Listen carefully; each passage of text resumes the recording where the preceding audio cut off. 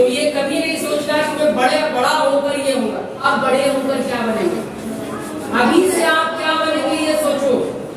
زندگی شمع کی صورت ہو خدایا میری، علم کی شمع سے ہو مجھ کو محبت یار. ایک مسلمان بچے کا ابھی سے کیا اخلاق ہونا چاہیے، ابھی سے اسے کیسا بننا ہے، کیونکہ زندگی میں اچھا بننے کا سب سے اچھا مرحلہ یہی ہے، یہی پیریڈ ہے جس میں ہم اچھا بن سکتے ہیں اور برا بھی بن سکتے ہیں.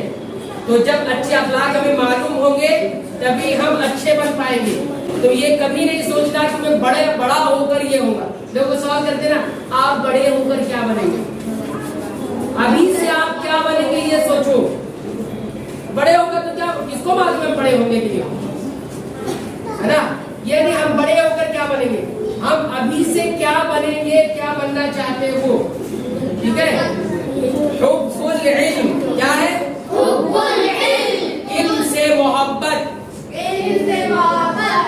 ایک مسلمان بچے کا سب سے بڑا اخلاق کیا ہونا چاہیے؟ علم سے محبت ہونی چاہیے. علم سے محبت. علم کون سا ہے؟ قرآن حکیم کا اور سنت رسول اللہ صلی اللہ علیہ وسلم کا علم.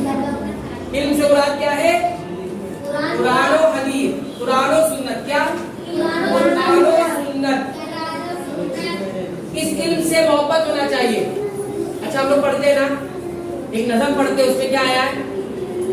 جب پہ آتی ہے دعا بن کے تمنا میری، زندگی شمع کی صورت ہو خدایا میری، علم کی شمع سے ہو مجھ کو محبت یار.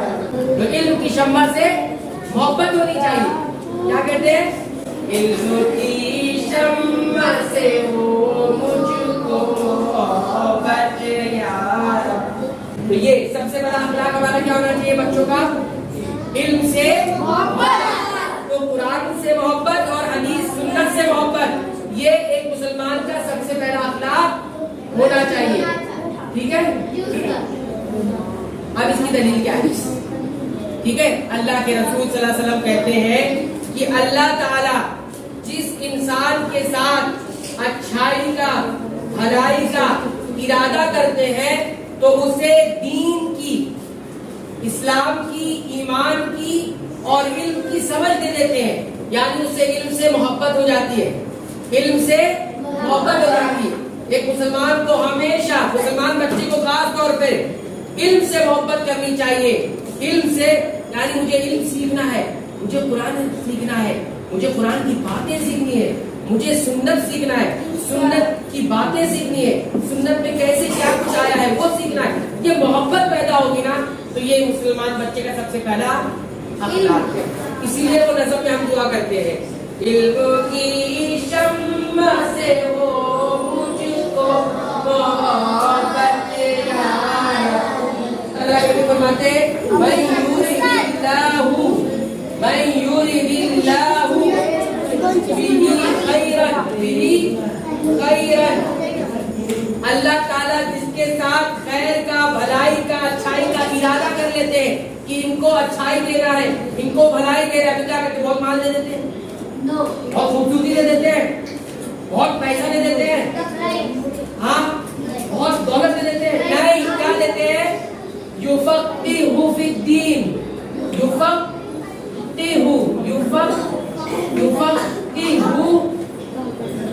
فی الدین. کیا یفقہ مطلب ہوتا ہے یفقہ، یہ بھی آپ نے لکھا ہے. ٹھیک ہے. یفقہہ فی الدین، دین کی اس کو سمجھ لے لیتے، وہ سمجھدار بن جاتا ہے. اور سمجھ کہاں سے آتی ہے؟ علم سے آتی ہے. ہمارے پاس علم ہوگا تو ہمیں سمجھ آئے گی، بغیر علم کے کوئی سمجھدار نہیں بن سکتا ہے. تو اللہ تعالیٰ جب بھی کسی بندے کے ساتھ، وہاں دھیان نہیں دو، کسی بندے کے ساتھ بھلائی کا، اچھائی کا ارادہ کرتے ہیں تو سب سے پہلی علامت اس بندے کے اندر کیا آتی ہے کہ وہ دین کے اندر سمجھداری حاصل کرنے لگتا ہے، اور سمجھداری بغیر علم کے عبد الرحمن حاصل نہیں ہوگی۔ تو علم سے محبت کیا ہوگا؟ علم سے محبت سمجھداری لاتی ہے۔ تو ایک مسلمان بچے کا سب سے پہلا اخلاق یہ ہونا چاہیے کہ اسے علم سے محبت۔ یاد رہے گی بات؟ میں نے اس بات کو اللہ کے رسول صلی اللہ علیہ وسلم کی بات سے کیا کیا ہے؟ ملا دیا۔